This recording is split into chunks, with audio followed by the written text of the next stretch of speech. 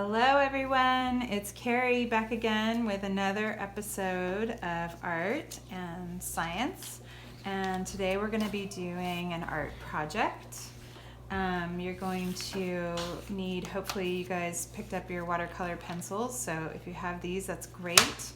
If you have watercolor, that's really good too. You can also use markers or pastels if you don't have the other things. But I just thought, because I know that we all got the opportunity to get watercolor pencils from the school, that we would explore using those today. So go ahead, and we'll need some paper. Get some white paper. Hopefully, if you have thicker white paper, white construction paper, that would be ideal, but regular paper works too. So get all those materials together and come back when you're ready. Okay, so I've got all of my art materials assembled, and today we're going to look at a particular artist and for inspiration. The artist that we're going to be talking about today before we start doing our art project is an artist named Hilma af Klint. Hopefully you can see her name there. It's a very interesting name. It's a Swedish name, Hilma af Klint. She is the person who invented abstract painting. And she invented, so what abstract painting means, it means non-representational, which means it is, this is an example of one of her paintings. It is not things that you see out in the world, but maybe feelings or ideas that you have inside of you. And that was what she made her artwork about, were these feelings or dreams that she had inside of herself. So I thought that it makes me think of wintertime and how we kind of go inside during winter. And I know I've been sleeping a lot and having a lot of dreams. And so I thought it made me think of Hilma's paintings. So this is one of her paintings. They were very colorful. And just because the work is what's called abstract doesn't mean that the shapes don't make you maybe think of something else. So this looks like a heart to me. Let's see some other paintings of hers.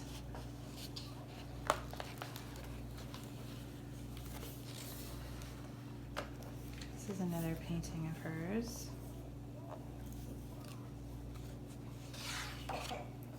And here are some more paintings.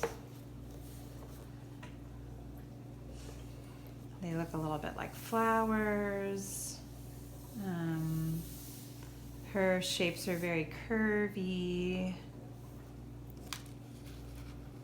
There's lots of artists that came after her that did abstract paintings, but she was the first one to make paintings that just had lines and shapes and didn't have anything specifically from the world.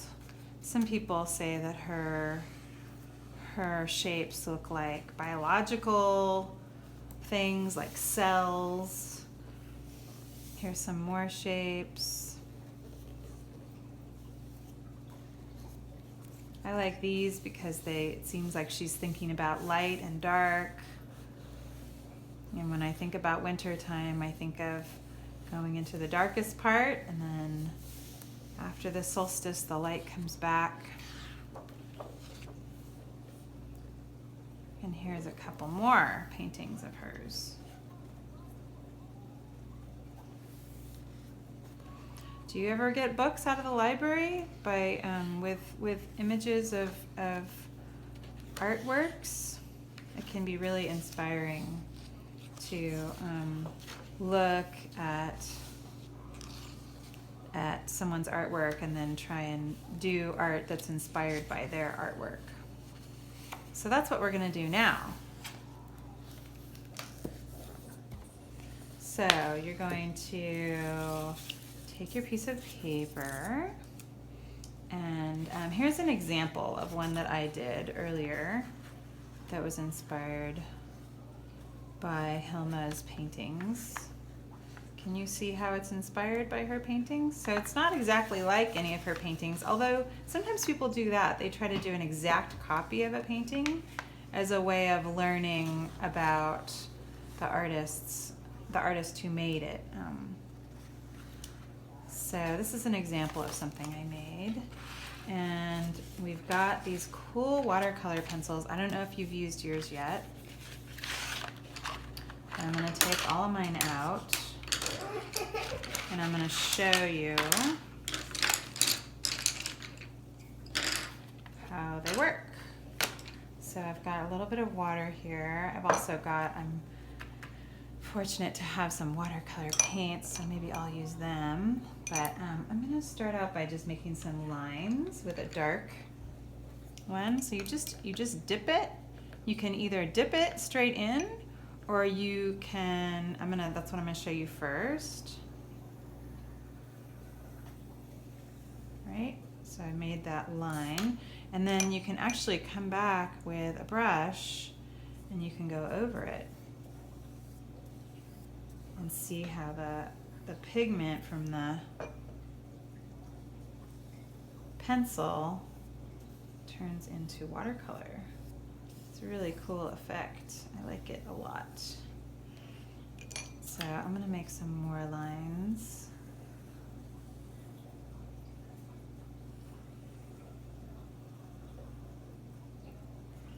And I'm going to leave those just how they are. I'm not going to go over them with the watercolor.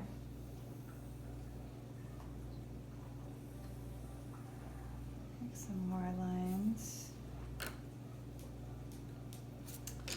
And so you kind of get the idea. Now I'm going to get my pencil wet again, and I'm going to go back in and start coloring this.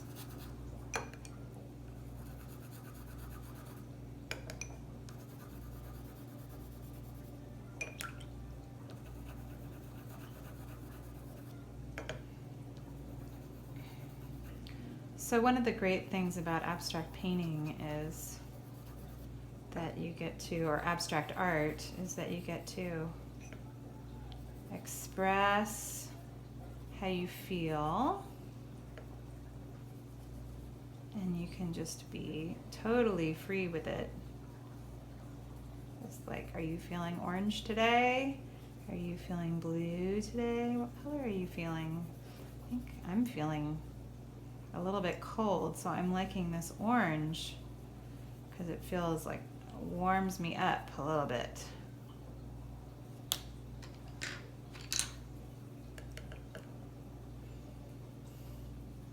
Let's see, I'm going to do this other color over here. And then I can experiment again with the brushes. See what happens.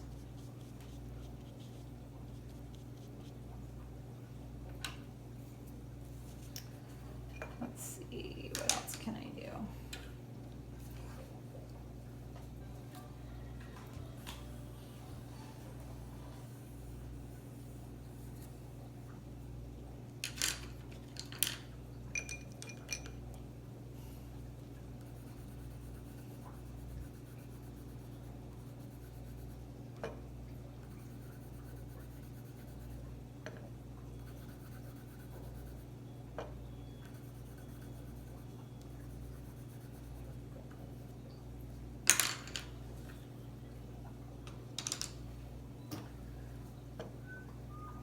See, and this is something that might take a while. You might come back to this 2 or 3 times and keep working on it.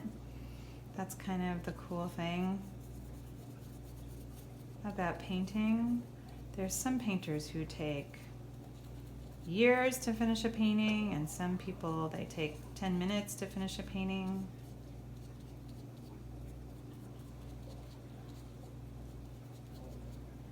So you get to decide how long you want to take and what shapes you want to make and how full you want to make the paper.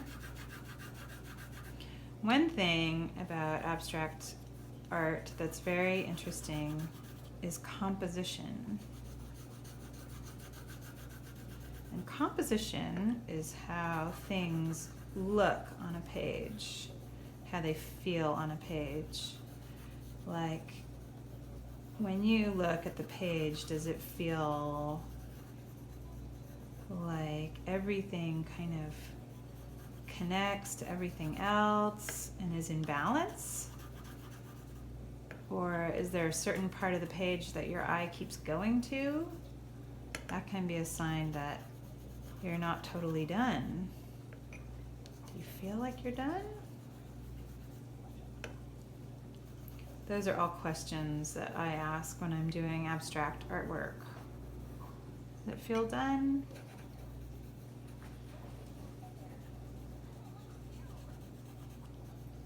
Sometimes I'll hold my hand over part of an artwork and see how other parts look without it. That's another thing that I think is interesting about abstract art. It's actually a pretty hard, I think it's very challenging kind of artwork. Sometimes people say, oh, it's just simple, but it's actually really not simple. Because all you're working with is shapes and colors and light and dark. So it's actually not, takes a lot of practice to get good at making everything kind of balanced and feel like a good composition on the page.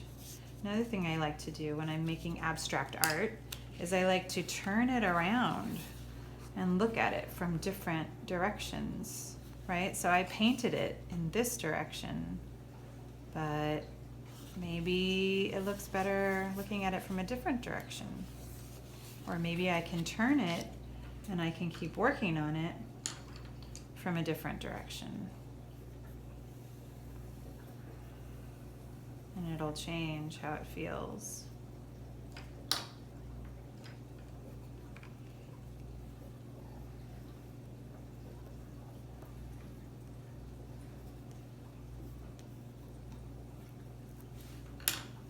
So this is just the beginning of mine, and I hope you have fun with this project. I would really love to see what you come up with. And if you're interested in seeing more pictures of Hilma off Klint's artwork, you can go on the internet, and there's lots of videos about her if you're interested in learning more. I hope you guys have fun with this project. I hope you have as much fun as I had. Take care. Bye.